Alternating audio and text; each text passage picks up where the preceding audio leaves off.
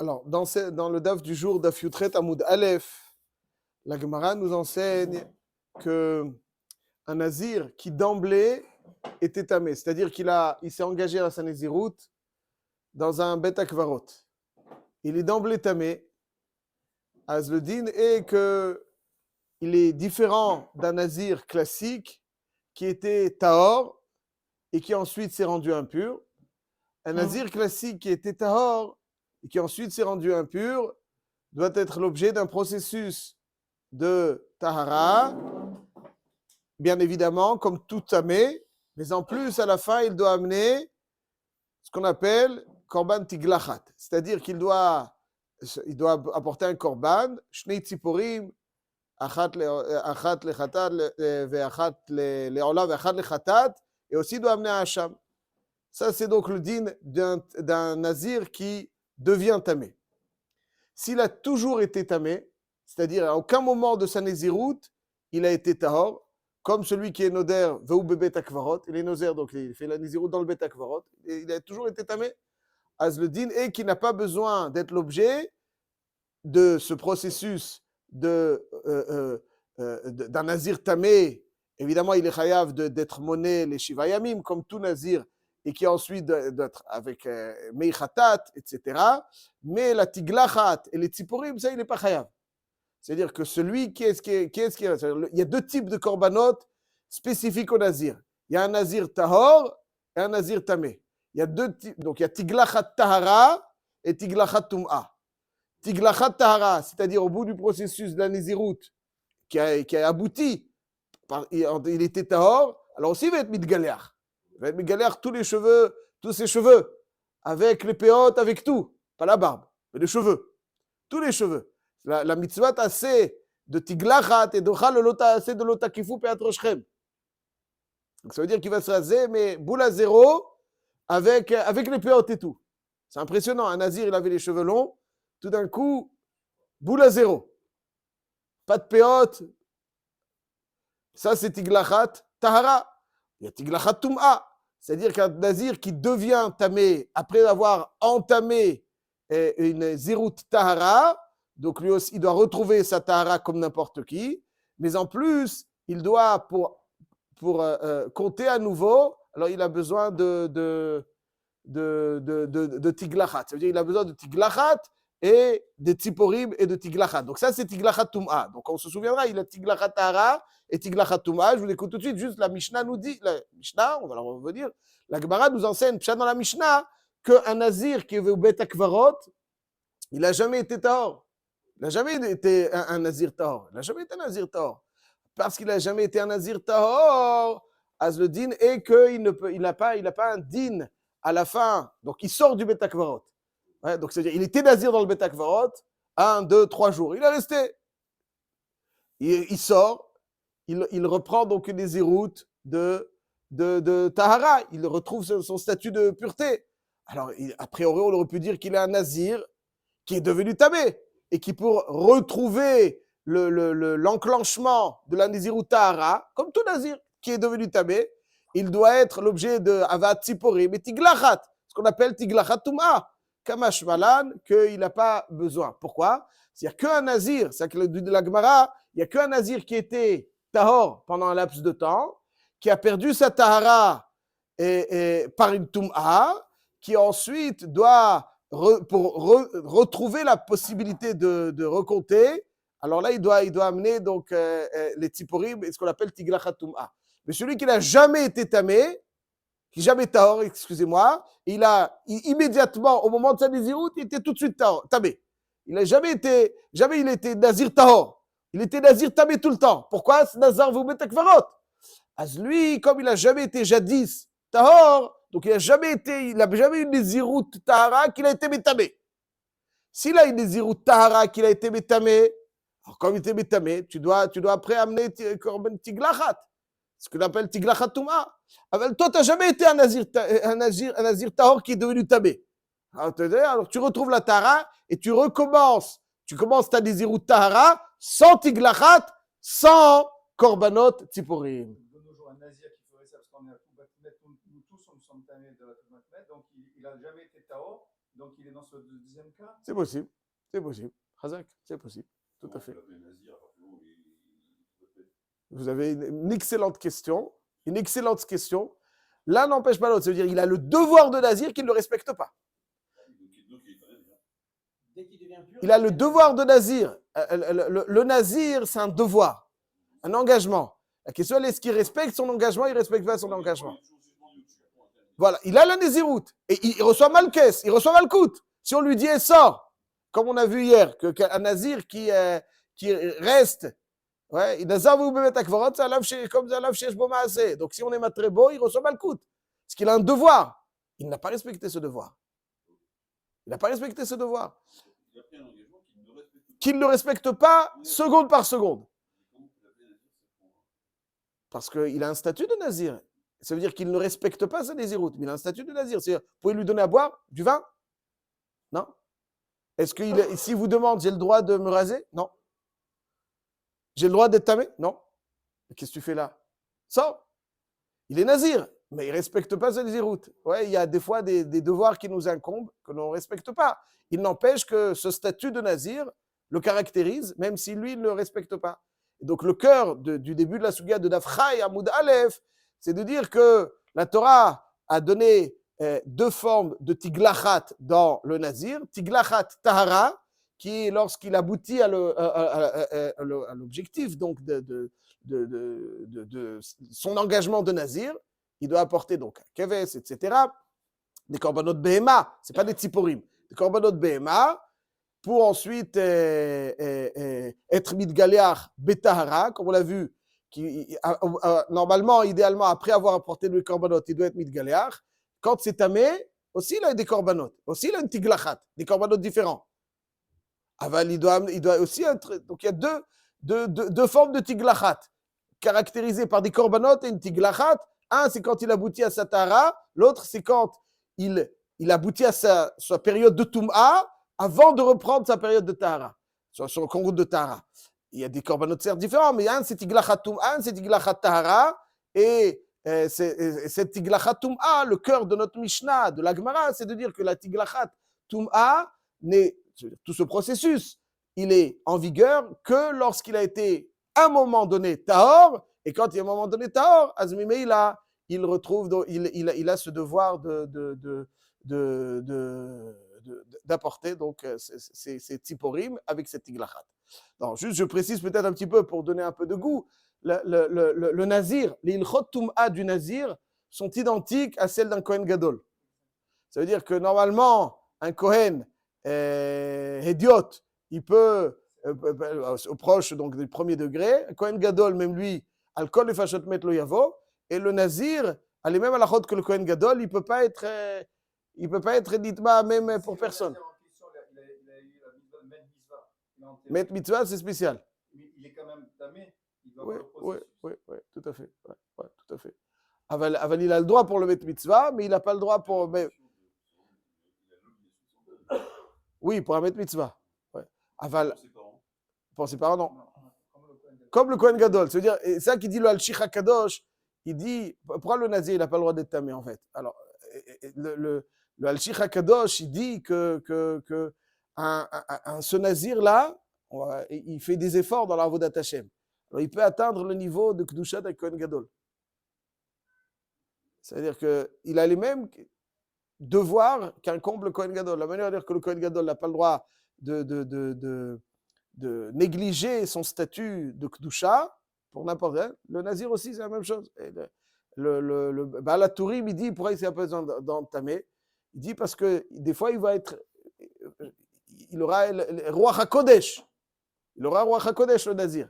Il dit, s'il est tamé, on risque d'attribuer le Ruach HaKodesh à Medaber El Hametim. Donc, pour éliminer toute éventualité, qu'il n'y ait pas de confusion, que c'est russe, Ruach Kedusha, on lui a le kol le fachot met lo yavo, comme ça il a Ruach Kedusha. Donc ça veut dire que ça montre le nazir. Il a, avec un petit effort, on peut qu'est-ce qu'il fait? Finalement, il se prive de vin, nous, Makoré. Avec la kol panim, ça c'est l'effort, donc est payé, la alafim. Ça c'est donc le ça. Donc je récapitule. le yesod du début de notre daf, c'est comme la source, elle est, il y a marqué Vetime rosh lizro. Quand Vetime rosh lizro, ça veut dire qu'il était métabé. C'est pour ça que je dis, quand il était tahor, il a saccagé cette tahara. Chaque tahara, elle le propulse vers quelque chose d'encore grand. Et puis dès qu'il a Toum'a, il abîme quelque chose. Comme il abîme quelque chose, à ce moment-là, il doit être l'objet d'un processus de kapara pour être mechaper sur sa Toum'a et pour réentamer un processus de tahara. Mais s'il n'a jamais été tahor, il n'a rien saccagé. S'il n'a rien saccagé, alors tu n'as rien saccagé. Si tu n'as rien saccagé, il n'y a pas de din de tiglachat Toum'a. Il n'y a pas le din de tiglachat Toum'a. Tiglachat Toum'a qui doit être accompagné de plusieurs korbanot, comme on l'a expliqué. Ceci étant dit, on va voir qu'en réalité, quand on approfondit, donc ça c'est le pshat dans la Mishnah, n'est-ce pas? La Gemara est venue nous enseigner le pshat dans la Mishnah. Donc cette Gemara, le daf Chay Amud Aleph, mais dans Taf Tetzain Amud Bet, il y a marqué Mi Shedazar vu bebet akvarot, afilu hayasham 30 yom, eno limlo min aminyan, ve'eno mevin korban tum'a. Donc il n'amène pas un korban tum'a. Yatsa venichnas, olimlo min yanyan, ou mevi korban tum'a. Donc si par exemple Yatsa venichnas, c'est-à-dire qu'il Yatsa, il s'est purifié, Nichnas à nouveau, alors là-dessus, Olin minyan ou mevi korban tum'a. Donc ça veut dire, le cœur de la Mishnah, c'est quoi? C'est de dire que quelqu'un qui n'a jamais été tahor n'a pas de tiglachat ni korbanot. La Mishnah, elle parle de korbanot, la Gemara rajoute aussi tiglachat. Et celui qui était tahor, il a tiglachat et korbanot. Comme on l'a expliqué, c'est le cœur de la Mishnah. Maintenant, ce qui nous intéresse et ce qui attire notre attention et qui est important de préciser, c'est Yatsa venichnas olin lo minyan minyan ou mevi korban tum'a. Qu'est-ce qui est olin lo minyan minyan? C'est quoi olin lo minyan minyan? C'est quoi olin lo minyan minyan? Il y a un klal qui nous dit que lorsque un nazir il est nitma, alors le din est que yamim harishonim yipelu, tout est annulé, n'est-ce pas? Il doit recommencer à zéro. Imaginons, un nazir, il est 29e jour. Et puis, il est nitma bemet. Après le processus de Tara, il compte 1 jour ou 30 jours? 30. Il a fait. Alors, pourquoi ici il y a marqué dans la Mishnah Yatsa venichnas, donc ça veut dire Yatsa, il a été doser bemet akavarot. Yatsa, il a retrouvé un statut de Tara. Nichnas, olin lo mina minyan. Olin lo mina minyan, arrête, il y a marqué. Ou mevi korban tum'a. C'est quoi olin lo mina minyan? Ou mevi korban tum'a. Comment olin lo mina minyan? Pshat Pashut dans la Mishnah. C'est le Pshat Pashut dans la Mishnah, c'est une machloket rishonim. Et je dis très très rapidement. Il faut savoir comme ça qu'en réalité, il y a dans un nazir qui contracte une tum'a 3 formes. Il y a une forme de tum'a qui annule tout ce qu'il a compté. Il y a une forme de tum'a qui stoppe l'avancée mais qui n'annule pas ce qu'il a compté. Et il y a une autre forme de Toum'a qui lui permet de côtoyer la Toum'a et en même temps de continuer à compter la Nézirut. 3 lachot, 3 formes de Toum'a avec des caractéristiques différentes. Il y a une forme de Toum'a, on va tout de suite les décrire, qui Yamim Harishonim Yiplu. Il y a une autre forme de Toum'a où on freine, il est à 1 semaine, tu freines à 1 semaine, tu retrouves ton état de pureté et ensuite tu reviens. Donc la Nézirut Tahara, tu comptes déjà 1 semaine à la fin du processus de pureté. Et il y en a un, il continue à progresser avec la Toum'a. De quoi il s'agit? Juste, c'est une Gemara c'est une Mishnah, dans Daf, même tête à bout de bête. Il y a marqué comme ça. Al elu tum'ot hanazir megaleach. Il y a marqué dans le pasouk que s'il est l'objet d'une impureté avec un met. Et donc, les Chazal sont d'Orshim, c'est Davka be'atzmo shel met. Ça veut dire, si donc il touche le maître, il est en contact avec le maître, asvadaï que ami marishonim yiplu. Et donc si ami marishonim yiplu, donc il doit amener tiglachat, etc., etc., etc. Comme c'est marqué ici dans la Mishnah.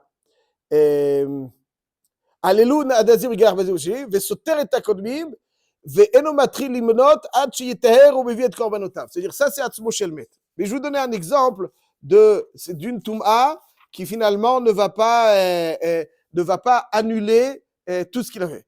D'abord, toutes les tum'ot des Rabbanan, Bet Apras, Eretz Ha'amim, un nazir qui sort en Chutz La'aretz. Est-ce qu'il annule toute sa Nézirut? Non. Pourquoi? Parce que c'est une tum'a des Rabbanan. Une tum'a des Rabbanan. Mais il y a aussi des tum'ot des Oraïta qui ne vont pas annuler sa Nézirut, c'est Cherev ou Kechalal. Par exemple, quelqu'un qui touche Kelim Anogim Bamet, n'est-ce pas? C'est-à-dire une épée qui a tué un maître. Quel est le din de cette épée? Elle est à vie à votre Touma, comme le maître. L'épée qui a tué le maître, elle a le même din que le maître. Donc un nazir qui touche cette épée, elle est métamé Adam, n'est-ce pas? Il est métamé Adam. Enfin, comme c'est pas Atzmo chez le maître, c'est l'épée. Est-ce quel est son din? Oh, Rabbi Shalom HaKohen, exactement cela où je voulais arriver. 10 secondes.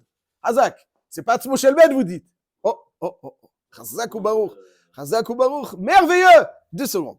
En tout cas, allez, en nazir megaléach. Donc, quand c'est pas Atzmo shel bet, en nazir megaléach, mazé bishishi, ve'no soter et akodmim, ve'korban en lo. Ça veut dire que la tum'a bemet atzmo, il y a tiglachat tum'a. Il doit amener les korbanot, tiglachat tum'a. Et c'est aussi, ça annule. Quand c'est pas be'atzmo shel met, cherev ou kichalal, il est tabé. Il a besoin 7 jours. C'est vrai. Mais il n'annule pas. C'est comme nous dit, Eno soter et akodmim. Il n'annule pas. Ve korban eno. Il n'a pas le tiglachat. Et zav vezava, un nazir qui est zav, il est tabé. Avatouba. Aval, il continue à compter. C'est pas de toumat met bichlal. Donc il y a toumat atzmo shel met, toumat met et toumat ziva. Mais c'est la différence, elle est que toumat atzmo shel met, il est soter à kol, il amène korban tiglachat tum'a. Quand c'est pas atzmo shel met, il n'est pas soter, il n'amène pas de tiglachat tum'a. Et quand c'est zav, il continue à compter. Mishnayot meforashot. Achab, Monsieur Cohen, il demande avec beaucoup de justesse. Quand il est nozev ou bet akvarot, Achab yesh larkor. Est-ce que le bet akvarot, donc ça veut dire qu'il est vraisemblablement à l'endroit, donc est-ce qu'il est métamé? C'est un din de metatzmo ou c'est un din de cherav ou kichalal? Parce qu'il y a que la terre qui est de metatzmo, azmimeila, c'est un din de metatzmo. Nechleku bezir rabotenu arishonim. Et là, je reviens à la question que nous avons soulevée tout à l'heure. Il y a marqué yatsa venichnas, yatsa venichnas, yatsa. Donc il est sorti d'azav ou betakvarot. Yatsa venichnas. Qu'est-ce qu'il y a marqué? Olin lo minaminyan.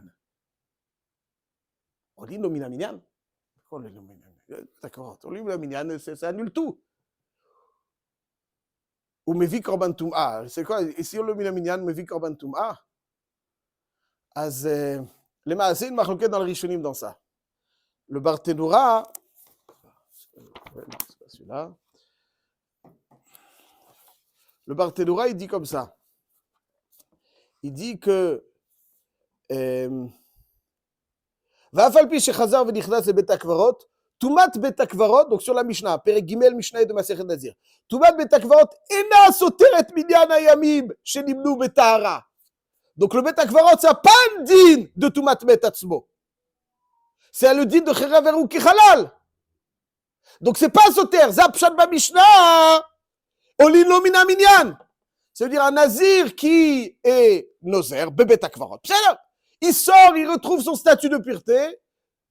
Venichnas, les jours de pureté qu'il a comptés. Olin lo mina minyan, parce que c'est pas une tum'a qui annule tout. Donc c'est ça qui a marqué, ouais, c'est Olin lo mina minyan. Shen soter ben nazir et la yudbet tumot amurot bo, donc qu'on a vu. Ah, qu'est-ce que ça veut dire, Umevi korban tum'a, si c'est pas le metatzmo? Comment tu amènes le korban tum'a? C'est une stira bineoube. Si c'est Olin lo mina minyan, ça veut dire que c'est pas, c'est la catégorie B qui nous dit que il n'est pas sauter. S'il n'est pas sauter, il n'amène pas korban tum'a. Omer Barthénoura, achi ka'amar. Im nitma shuv be'achat mina tum'ot, shanazir megaleach, mevi korban tum'a. Ça parle de 2 cas. Il y a le premier cas, Olin lo mina minyan, mitzad bet akvarot. Le bet akvarot appartient à la catégorie B, qui n'est pas sauter. Olin lo mina minyan. Ou mevi korban tum'a, c'est un autre cas. C'est pas la suite du premier cas. Ou mevi korban tum'a, s'il a touché le même. Zapshat ba Mishnah le fait à Barthénoura. Donc on voit d'après le Barthénoura que le nazir bebet akvarot, ça appartient à la catégorie 2. Donc il faudra se souvenir toute sa vie. Un nazir, il a 2 tiglachat. Peut avoir 2 tiglachat. Tiglachat tum'a et tiglachat tahara. chaque tiglachat, elle doit être accompagnée de korbanot. Ouais. Achav, pas toutes les tahara aboutissent à une tiglachat tahara, mais pas toutes les tum'a aboutissent à une tiglachat tum'a. Et Bet HaKvarot, d'après le Barthénoura, c'est pas sauter. Olim lo mina minyan. Et je termine, ça c'est la chita du Barthénoura. Le Tosfot, il est cholek là-dessus. Tosfot, il dit, meforash, que Yatsa vedichnas olim lo mina minyan. Il dit, ça veut dire quoi, olim lo mina minyan? L'inyan ze kshenitma soter oto minyan ou itrev korban tum'a. C'est-à-dire, il dit olim lo mina minyan, c'est pas le pshat qu'après qui rentre dans le Bet HaKvarot, il continue. Olim lo mina minyan. Le pshat d'après Tosfot, olim lo mina minyan, c'est-à-dire ce qu'il a fait avant, ça compte, et en conséquence, il a saccagé ce qu'il a compté, et donc il amène la korban tum'a. Donc il y a, Bikitsur, Nachlekou, Barthénoura et Tosfot, est-ce que le Bet HaKvarot, il a un digne de Metatzmo, ou il a un digne de Cherev Harei Kechalal? D'après le Barthénoura, le Bet HaKvarot, il a un digne de Cherev Harei Kechalal, et quand on dit, donc c'est pour ça qu'Olim lo mina minyan, même après qu'il soit rentré dans le Bet HaKvarot, et Mevi korban tum'a dans un autre cas, où il a touché le Metatzmo. Par contre, après Tosfot, ça se dit Olim lo mina minyan ou Mevi korban tum'a, Olim lo minyan, on ne parle pas après être rentré dans le Bet HaKvarot. Ce qu'il a compté, c'est Olim lo minyan, en conséquence, il doit amener korban tum'a parce que le Bet HaKvarot, il a un dit de Metatzmo. Ça, c'est donc le Machloket Yesodit qu'il y a entre le Barthénoura et Tosfot dans la Havana de cette Mishnah. Mais quoi qu'il en soit, ça c'est Vadaï que le Yesod de Bet HaKvarot, c'est que Ikaron, à partir du moment où il n'a jamais été Tahor, il pourra pas, il a rien saccagé. Donc il n'amène pas de tiglachat, quoi qu'il arrive après. Même si, d'après le Barthénoura, il est même s'il touche quelque chose qui va émettre, il n'amène pas, parce que de toute façon, il a toujours été tablé. Même s'il touche le Metatzmo, il n'amène pas. Donc ça, c'est la marque dans le panim entre le Barthénoura et Raboté le Baloat Tosafot. Voilà, Hazak ou Baruch.